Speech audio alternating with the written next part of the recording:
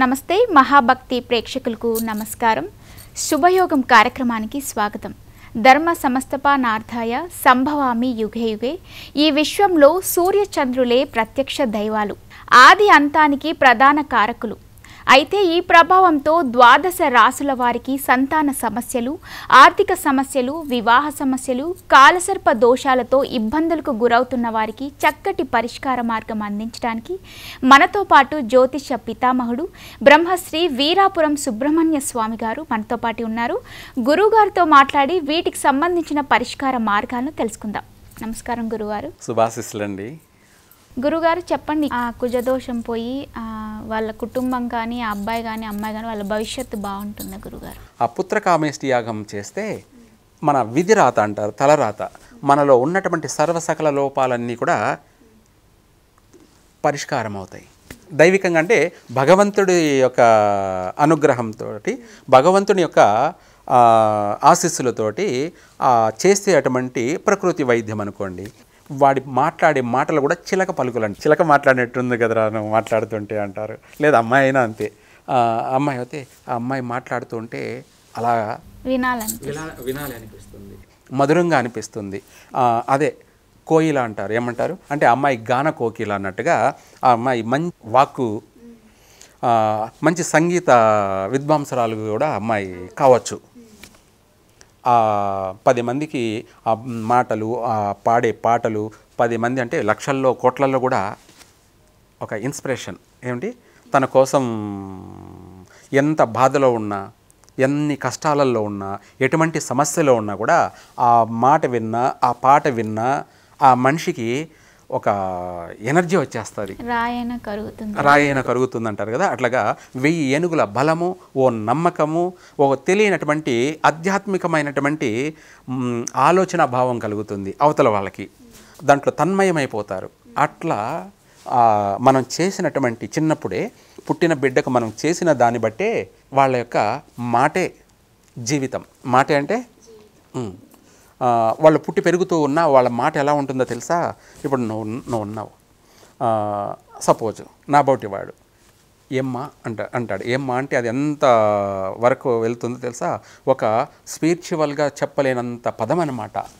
అమ్మ అంటే అక్క లేదా తల్లి, అంతకంటే మించినటువంటి అర్థ భావం వస్తుంది. నిన్ను అమ్మ అంటే దాన్ని ఈ రోజుల్లో అపార్థం చేసుకునే వాళ్ళు కూడా ఉన్నారు. ఏంటి నేను అమ్మ నానే కాదు, అది ప్రేమతో గౌరవంతో ఇచ్చేటువంటి మాట. ఆ వాక్కు శుద్ధి అంటే వాళ్ళు ఉన్నటువంటి ఆ వాక్కు శుద్ధి చిన్నప్పుడు తల్లిదండ్రులు చేసిన పుట్టమట్టి ఆ తేనెతో కానీ లేదంటే ఆవు నెయ్యితో కానీ వాటికి సాధన చేయడం వల్ల నాలుక పైన రాకడం వల్ల వాడిలో మాట తీరనేది మంచి మాటలు వస్తూ ఉంటాయి. అది మనం అలా ఏది చేయకుండా ఉన్నట్టయితే వాడికి చెడు నెగిటివ్ ఫుడ్ పెట్టడం లేదా వాడి పుట్టుకతో లోపం ఉండడం వల్ల వాడు పెరగడం ఏం మాట్లాడతాడంటే, ఇప్పుడు ఇందాక నీతో అన్న ఏమ్మా అనేది పోనిచ్చి ఏమే అంటాడు. దాని మీనింగ్స్ ఏమైపోయింది? పూర్తిగా మారిపోతుంది. ఏ మే అంటే ఏమైంది, అది ఎక్కడికో వెళ్ళిపోయింది. ఎంత బ్యాడ్ పదమో తెలుసా? ఎంత చెడు మీనింగ్స్ వస్తుందో తెలుసా? వాడికి అది చెడు అనేది కూడా వాడికి తెలియదు.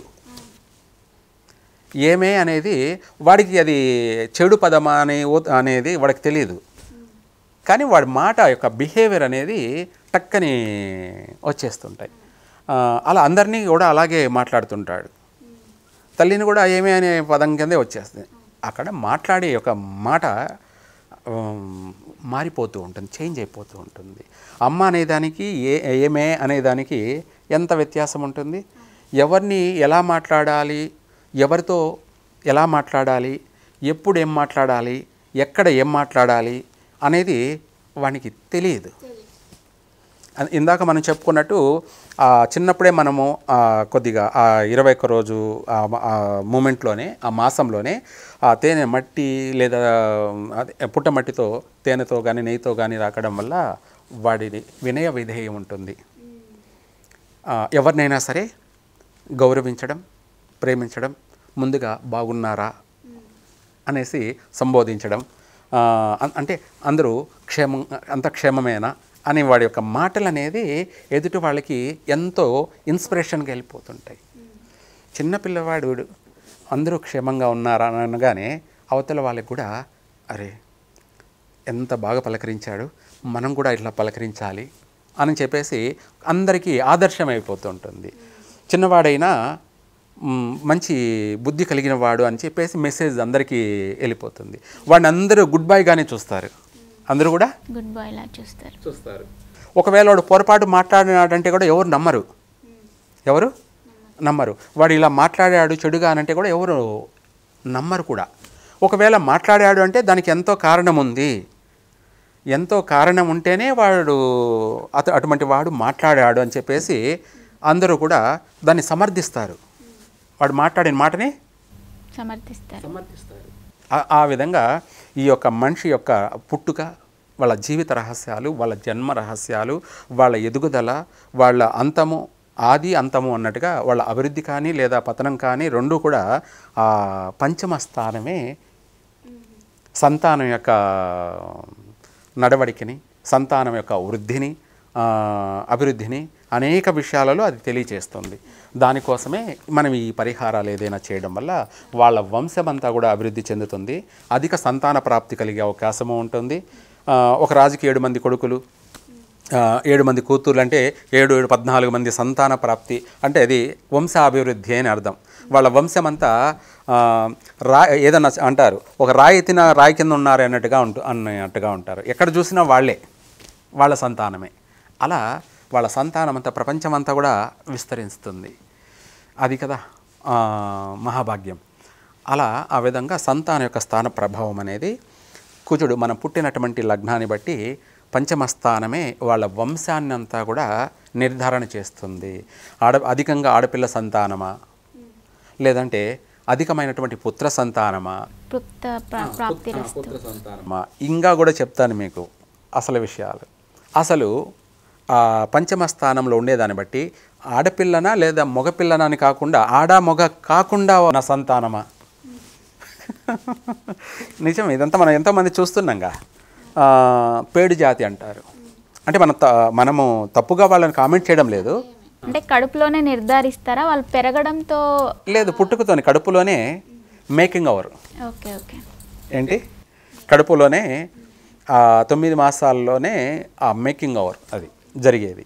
ఇదంతా కూడా ఇందాక చెప్పాను మీకు నేను. పుట్టిన బిడ్డకి మనం నెల లోపలే చేయాలనేం లేదు, అంటే పుట్టిన బిడ్డకే చేయాలనేం లేదు. ఆ గర్భవతిగా ఉన్నటువంటి స్త్రీ కూడా చేసుకోవచ్చు. పుట్టమట్టి తీసుకొని ఆవు నెయ్యితో కానీ లేదంటే తేనెతో కానీ ఆమె రోజు పనుకునేటప్పుడు రాత్రి పనుకునేటప్పుడు గర్భవతిగా ఉన్నటువంటి స్త్రీ ఎవరున్నారో ఆమె పుట్టమన్ను తెచ్చుకొని, పూజించేటువంటి పుట్టమన్ను తెచ్చుకొని ఒక తమలపాకులో కానీ అరిటాకులో కానీ వేసుకొని కొద్దిగా మట్టి తేనె కలుపుకొని, లేదంటే ఆవు నెయ్యి, స్వచ్ఛమైనటువంటి ఆవు నెయ్యి ఉంటే ఆవు నెయ్యితో కలుపుకొని రాత్రి పనుకునేటప్పుడు ఆ తేనెను ఆమె నాలిక పైన ఉంగరపేలుతో 3 సార్లు కానీ 5 సార్లు కానీ అట్లా నాక్కొని పనుకున్నట్టయితే అది తిన్న తర్వాత ఆమెకు పుట్టబోయేటువంటి వాడు సర్వసకల సంపన్నుడు, ఏ లోపం లేనివాడు. ఏమిటి? ఏ లోపం లేకుండా, ఏ అవయవ లోపం లేకుండా పూర్తిగా మంచిగా చక్కగా కాళ్ళు, చేతులు, ముక్కు, ముఖము, కళ్ళు, చెవులు, కడుపు, మన ఎటువంటి అవయవ లోపాలు లేకుండా, అంగ వైకల్యం లేకుండా, అంతేకాకుండా మంచి కలిగిన వాళ్ళు. రూపం అంటే ముచ్చుముఖం లేకుండా నవ్వుతూ కలగా ఉంటారనమాట. వాళ్ళు నలుపున్నా వాళ్ళలో నలుపు కనపడదు, వాళ్ళ నవ్వే వాళ్ళ యొక్క నలుపుని తీసేస్తుంది. అంటే వాళ్ళ నవ్వు ముందు నల్లగా ఉన్నారన్న ఆలోచనే కలగదు. నలుపున్నా కూడా కలైన వాళ్ళు అని అర్థం. కలైన ముఖము, కలైనటువంటి వాళ్ళు అని వాళ్ళలో ఉన్న నలుపు రూపం కూడా మనకు తెలియదు, కనపడదు. నలుపు ఉంటే ఏముంది?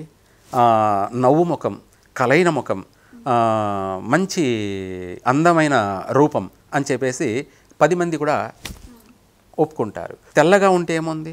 ముచ్చుముఖంతో ఉంది, రూపం అందం కాదు కావాల్సింది, నాకు కలైన నవ్వుముఖం కావాలి, తెలుపు కాదు కావాల్సింది నాకు అని చెప్పి కూడా కొంతమంది ఒప్పుకోరు. ఇవన్నిటికీ కారణం ఏంటంటే ఆ గర్భవతిగా ఉన్నటువంటి స్త్రీనే తను నెల 2 నెలలు 3 నెలలు అలా ఉండంగానే ఈ పుట్టమన్ను తీసుకొని ఇలా చేసినట్టు అయితే ఎవరైనా సరే గర్భస్రావం జరగదు. ఏమిటి? గర్భస్రావం జరగదు. ఎటువంటి నష్టం జరగదు. ప్రెగ్నెంట్గా ఉండగానే నెలకు అబార్షన్ అయ్యారు, 2 నెలలకు అబార్షన్ అయిపోయింది, లేదా 3 నెలలకు 4 నెలలకు 5 నెలలకు అబార్షన్ జరిగింది అంటే గర్భస్రావం జరిగింది అని చాలామంది బాధపడుతూ ఉంటారు. ఇవన్నీ బాధపడడం కన్నా తను గర్భవతిని తెలియగానే ఈ పుట్టమన్ను తెచ్చుకొని ఇలా చేసుకోవడం వల్ల అది అత్యంత మెడిసిన్, ఒక పవర్ఫుల్ అయినటువంటి స్పిరిచువల్ మెడిసిన్, అది ఆధ్యాత్మికమైనటువంటి ఆయుర్వేదిక్ అయినటువంటి మందు. ఆ పుట్టమన్ను దానిపైన పాములు తిరుగాడుతూ ఉంటాయి కాబట్టి ఆ పుట్టకు నిత్యం పూజలు జరుగుతూ ఉన్నాయి కాబట్టి ఆ పుట్టమన్నుకు మనం తెచ్చుకొని ఇంట్లో పెట్టుకొని ఆ తేనె కానీ లేదా నెయ్యి కానీ తీసుకొని కలుపుకొని ఆకులు వేసుకొని దాన్ని మనం 3 సార్లు 5 సార్లు నాకినట్టు అయితే అది రాత్రి అంతా కూడా వాళ్ళల్లో అంగవైకల్యం లేకుండా చక్కగా మంచి అందమైన సంతానాన్ని కలగచేస్తూ, ఆరోగ్యమైన సంతానాన్ని కలగచేస్తూ, అలాగే అభివృద్ధి అయినటువంటి సంతానాన్ని కలగచేస్తూ అన్ని విధాలు కూడా వాళ్ళు పుట్టిన తర్వాత జీవితంలో ఎటువంటి ఆరోగ్యాలు లేకుండా, మంచి అనారోగ్యాలు లేకుండా ఆరోగ్యవంతమైన సంతానంగా జీవిస్తారు. కొంతమంది చెప్పుకుంటుంటారు, నాకు ఇప్పటి వరకు 60 ఏళ్ళు వచ్చినటువంటి ఆరోగ్య సమస్యలు లేవండి అని కూడా చెప్తుంటారు. షుగర్ లేదు, బీపీ లేదు, ఏమీ లేవు, చక్కగా ఆరోగ్యంగా ఉన్నాను, ఇది దేవుడిచ్చిన వరం అని చెప్తుంటారు. ఇట్లాంటివే ఇలా చేయడం వల్ల వాళ్ళు ఒక 70, 80 ఏళ్ళు 90 ఏళ్ళు వచ్చినా కూడా వాళ్ళ పనులు వాళ్ళు చేసుకుంటూ ఉంటారు. అంటే మంచి ఆరోగ్యమైనటువంటి సంతానం జన్మిస్తుంది. అంటే ఈ డెలివరీ టైంలో కూడా ఏమన్నా కష్టాలు ఎదుర్కొంటారా?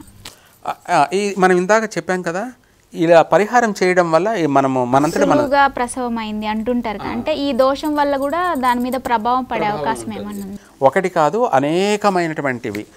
అలా చేయడం వల్ల ఎటువంటి సంతాన డెలివరీ విషయంలో ఎటువంటి నష్టాలు లేకుండా చక్కగా ఫ్రీ కాన్పోతారు.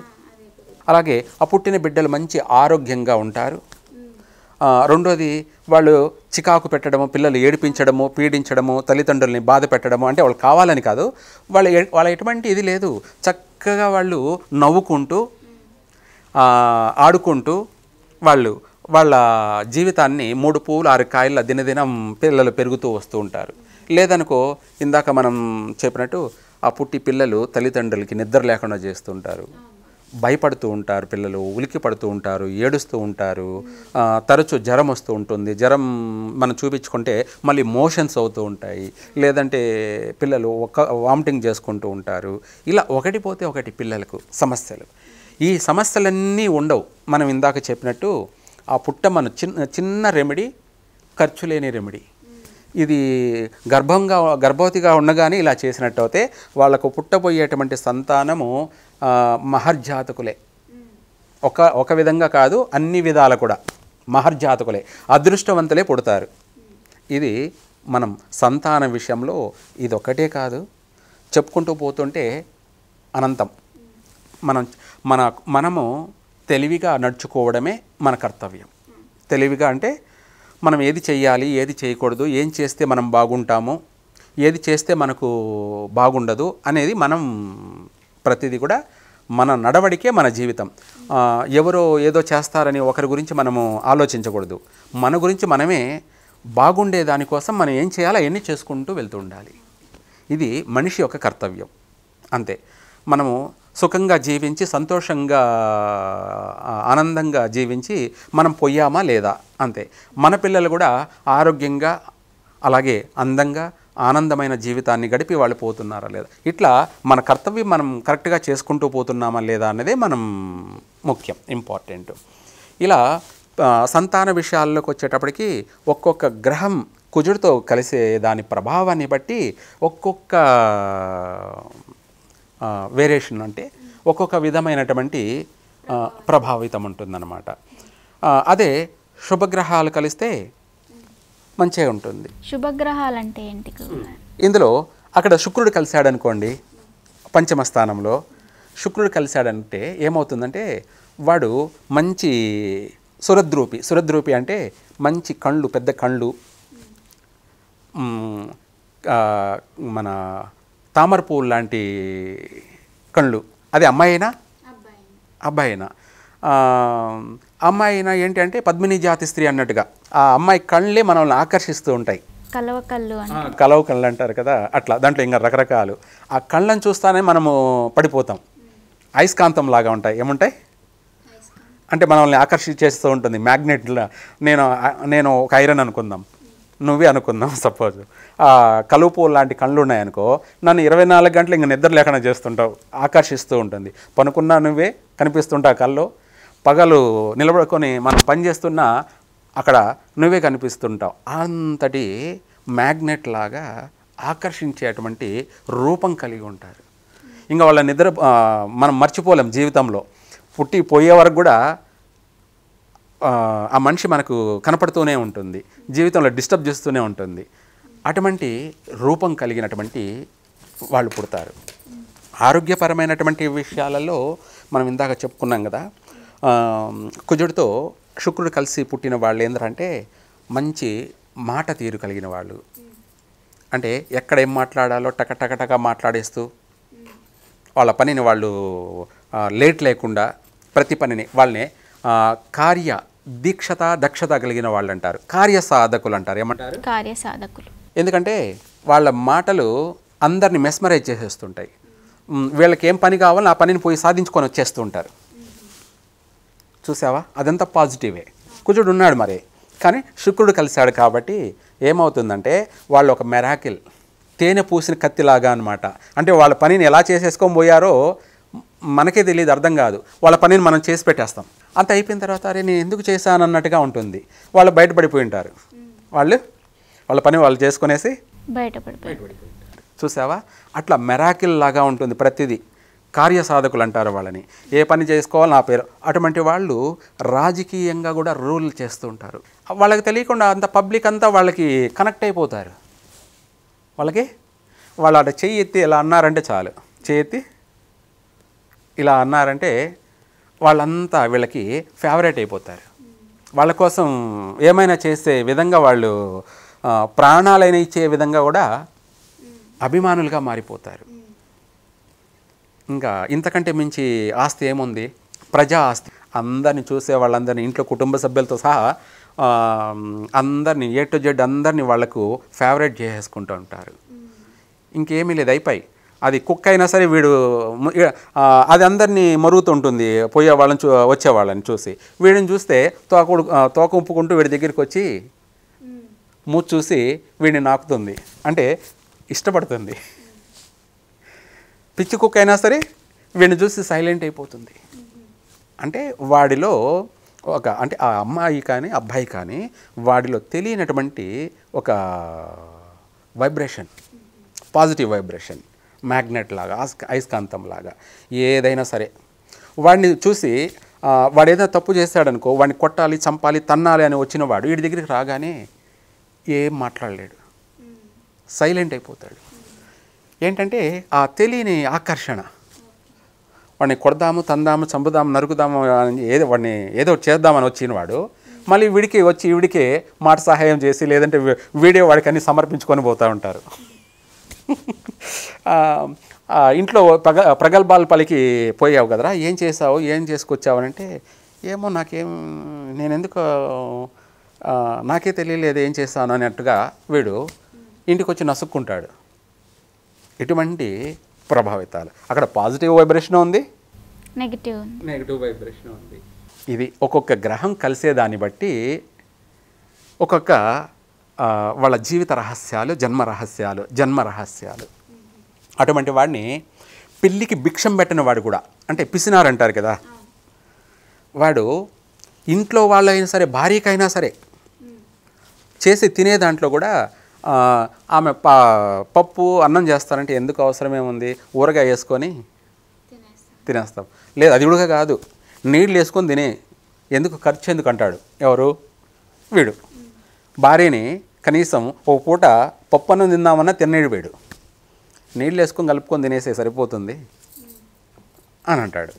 ఖర్చు తగ్గిపోతుంది, పొదుపు చేసుకోవాలి మనము అని చెప్పేసి వీడు ఇంట్లో జీవన పిల్లలకు కానీ ఎవరికైనా సరే వాడి జీవితం అనేది అలా పోగు చేస్తూ ఉంటాడు. వీడంతా పోగు చేసి ఇటువంటి వాడేవాడు ఎదురైనాడు అనుకో, నువ్వు ఎందుకు ఇలా చేస్తున్నావు, నువ్వు ఇలా దీంట్లో పెట్టుబడి పెట్టు, నీకు నేను సంపాదించి నువ్వు ఎన్ని రోజులు చేస్తే రూపాయి సంపాదిస్తావు, నేను ఒక నెలలోనే నీకు ₹1,00,00,000 సంపాదన చూపిస్తానంటే అప్పుడు వీడు రూపాయి గురించి వీడు పోగు చేస్తూ ఆలోచన చేస్తున్నాడు కదా. ఒక్కసారిగా వీడు ₹1,00,00,000 సంపాదన చూపిస్తానన్నాడు అనుకో, వాడికి ఇంక వీడు సంపాదించి పెట్టిందంతా ఇచ్చేస్తాడు. వీడిని ఒక మాట అలా ఉంది, వాడి రూపం అలా ఉంది. అదే పాచి పండ్లోడు సంపాదించి పెడితే బంగారు పండ్లోడు పోగొట్టాడు అంటారు కదా. అట్లాగే వాడు వీడికి కనెక్ట్ అయిపోయి పిల్లికి కూడా భిక్షం పెట్టిన వాడిని నమ్మి ఇచ్చేస్తాడు. సో వాడు ఎన్ని నెలలు సంపాదించిందంతా వీడు, లేదు మంచివాడైతే వాడు సంపాదించి నిజంగానే వీడికి ఇస్తాడు, లేదు వాడు నెగిటివ్ పర్సన్స్ అయ్యి అనుకోండి మొత్తం మోసం చేసేస్తాడు. అలాగే అదే కాకుండా ఎవరైనా సరే పిల్లికి భిక్షం పెట్టమన్నారు కదా, అటువంటి వాడిని చూస్తే పిలిచి అన్నం పెడతారు. ఎక్కడ పోయినా ఎవరైనా సరే పిలిచి అన్నం పెడతారు. వాళ్ళు వెనక ముందు ఆలోచించరు, వాళ్ళతో సమానం కూర్చోబెట్టుకోనికి వానికి భోజనం పెడతారు. అట్లా ఎక్కడ పోయినా వాడికి అన్నం పుడుతుంది, ఎక్కడ పోయినా డబ్బు పుడుతుంది, ఎక్కడ పోయినా వాడికి తిరుగులేదు. అలాంటి యోగమైనటువంటి సంతానం అనేది కలుగుతుంది. ఇక్కడ ప్రతి విషయాలు, ప్రతి జీవన విధానానికి, మన జీవితానికి సంబంధించినటువంటి సత్యాలు ఇవన్నీ కూడా ఆ గ్రహాల యొక్క ప్రభావితం. ఇందులో ప్రధాన కారకుడు కుజుడే. 5వ ఇంట ఉంటే సంతానం, మనకు పుట్టబోయే సంతాన విషయాల్లో వాళ్ళు మహర్జాతకులు. అదే అశుభగ్రహాలు ఉంటే ఏళ్ళు మహర్జాతకులై ఉన్న తల్లిదండ్రులు వాడు పుట్టిన తర్వాత బిచ్చగాళ్లే. వాడు పుట్టిన తర్వాత మొత్తం అంత కొంపంతా కొల్లేరు నాశనం అయిపోతుంది. అంటే తినడానికి తిండి కూడా లేకుండా రోడ్లో పోయి అడుక్కునే పరిస్థితికి వచ్చేస్తుంది. ఇవన్నీ కూడా ఆ సంతానం యొక్క ప్రభావితం. తర్వాత 6వ ఇంట కుజుడు ఉన్నాడు అనుకోండి, ఇది ఆరోగ్య స్థానం. ఎవరి జీవితమైనా కూడా, ఇది మనిషే కాదు, కుక్క అయినా అంతే, నక్క అయినా అంతే, పిల్లి అయినా అంతే.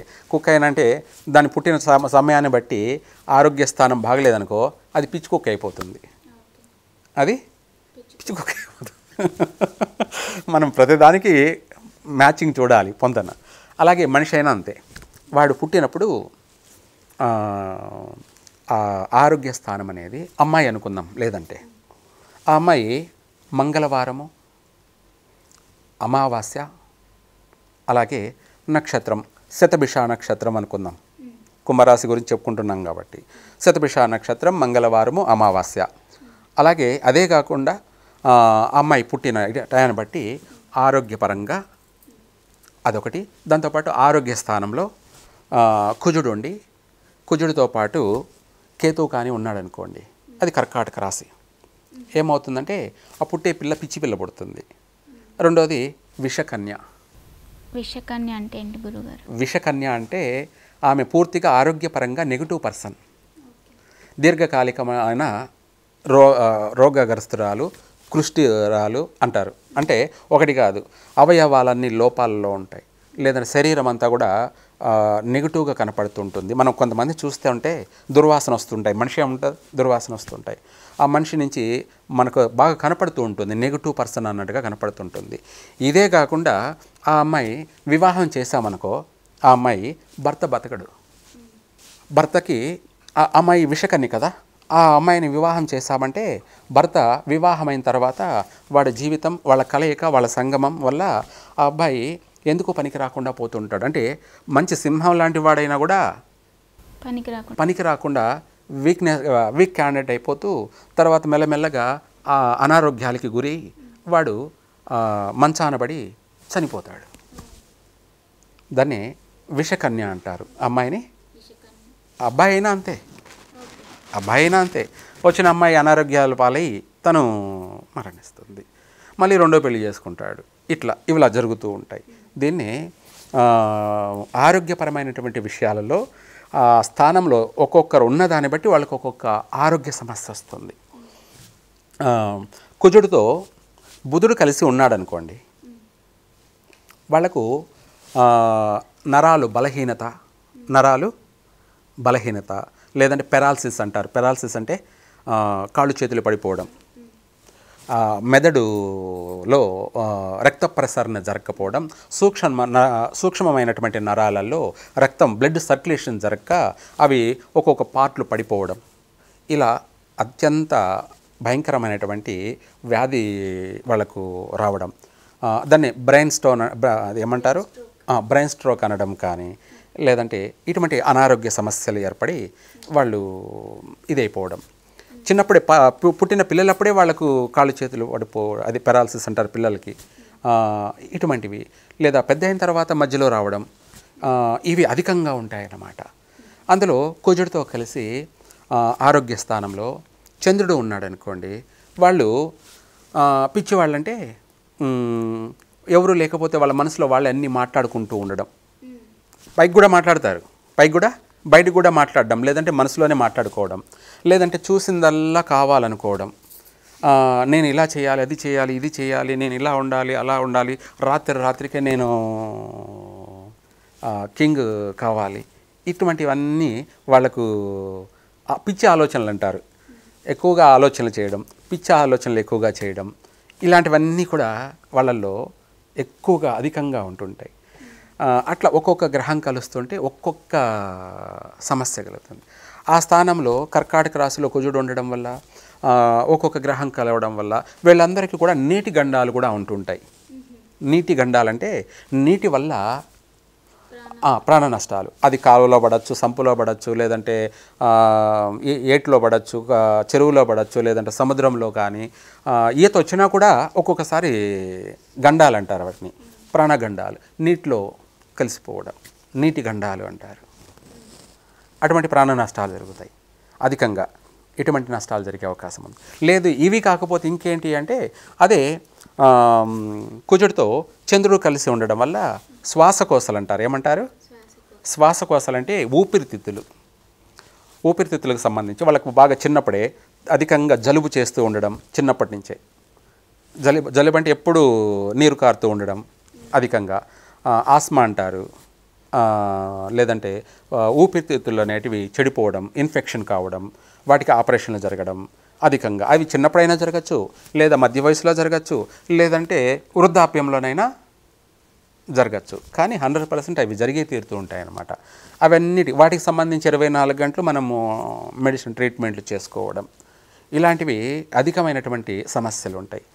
అప్పుడు ఏం చేయాలి? దానికి రెమెడీ అంటే చిన్నప్పటి నుంచే పిల్లలకి వేడి నీళ్ళు తాపిస్తూ రావాలి. ఏమిటి? వేడి నీళ్ళు బాల్యం నుంచే. లేదు తన తల్లి చిన్న పసిబిడ్డ అనుకో, తన తల్లి వేడి నీళ్ళు తాగుతూ ఉంటే ఈ బిడ్డకి ఇటువంటి సమస్య రాకుండా సేవ్ చేసుకోవచ్చు చిన్నప్పుడు. లేదు వాళ్ళ జీవితాంతం కూడా పనుకునేటప్పుడు వేడి నీళ్ళు, గోరెచ్చగా వేడి నీళ్ళు తాగి నిద్ర లేగానే మళ్ళీ గోరెచ్చగా వేడి నీళ్ళు తాగితే, మళ్ళీ మధ్యలో వాళ్ళు ఎక్కడైనా మామూలు నీళ్ళైనా తాగొచ్చు. కానీ రాత్రి వేళ పనుకునేటప్పుడు నిద్ర లేగానే గోరువెచ్చని వేడి నీళ్ళు తాగుతుంటే జీవితకాలము వాళ్ళకు ఎటువంటి అనారోగ్య సమస్య లేకుండా కూడా వాళ్ళు ఉంటారు. ప్రతిదానికి రెమెడీ ఉంటుంది. ఈ ప్రపంచంలో సమస్య ఉంటుంది, ఆ సమస్యకు పరిష్కార మార్గము ఉంటుంది. ఇవన్నీ కూడా మనము తెలుసుకుని తప్పించుకు తిరుగువాడు ధన్యుడు సుమి అన్నట్టుగా ప్రతిదానికి మార్గం ఉంటుంది. ధన్యవాదాలు గురువుగారు. కుజదోషం వల్ల నష్టాలు, దాని పరిష్కారాలు మాకు చెప్పారు. ధన్యవాదాలు. సర్వే జన సుఖినో భవంతు. సో ఇది ఇవాల్టి శుభయోగం కార్యక్రమం. మరో కార్యక్రమంలో మళ్ళీ కలుద్దాం. అంతవరకు చూస్తూనండి మహాభక్తి.